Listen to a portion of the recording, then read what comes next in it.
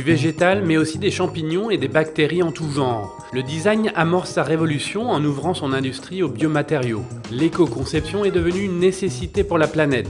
Et certains précurseurs ouvrent la voie, comme ici en Mayenne, où la jeune marque Saint-Luc innove en produisant en série du mobilier en lin.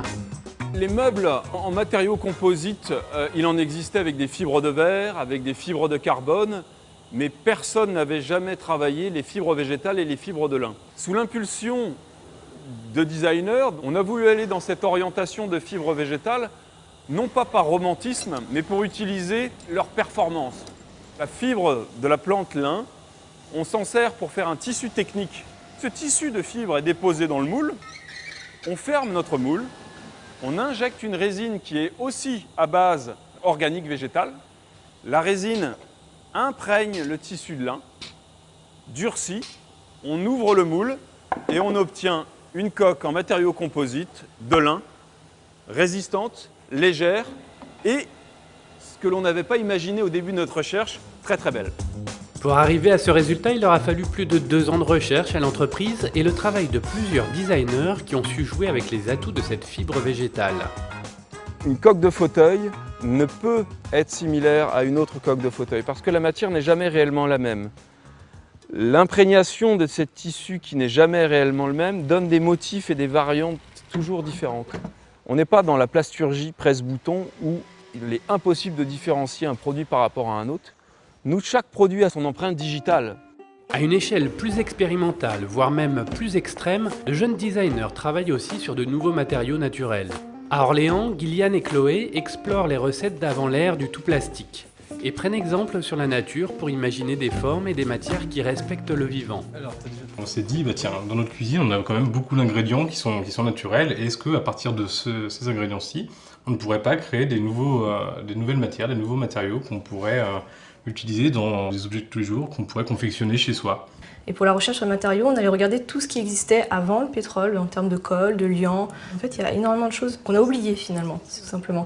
C'est pas que des recettes de grand-mère, il y en a certaines, mais c'est aussi des recettes d'industriels. Il y a eu une phase en France où on faisait une sorte de plastique plutôt à base de sang et de sucre mélangés, donc ça c'est le bois durci, ou de lait, donc ça c'est de la galalite. Pour moi, surtout, c'est comment arriver à faire des matériaux qui ne soient pas issus de la pétrochimie. On a quand même un devoir, quelque part, donc d'expérimenter de nouvelles façons de créer des matériaux avec des ingénieurs, parce qu'on travaille avec des ingénieurs, des bioingénieurs, des biochimistes, des biologistes, pour entrevoir de nouvelles solutions en fait, à ces problèmes environnementaux. Voilà, le mélange qu'on a travaillé aujourd'hui spécifiquement, c'est un mélange qui reprend les anciennes colles de faïence, donc, qui étaient utilisées par les artisans pour réparer la faïence et qui est à base de farine. Et notamment la farine dont on a enlevé l'amidon, justement. Donc il suffit de laisser décanter sa farine, d'enlever le jus qui est au-dessus, et là on récupère la base en dessous, et c'est ça qui va faire une sorte de colle très très solide. Et si on arrive à le mélanger avec d'autres charges, notamment des charges minérales comme une coquille d'œuf, qu'on a broyée au moulin afin de l'incorporer à la pâte, on arrive à avoir un matériau qui est très solide.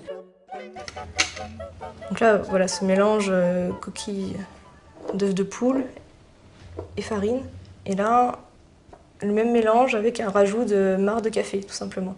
Donc on peut aussi obtenir des choses teintées. On a également utilisé de la carotte. Qu'est-ce qu'on avait d'autre?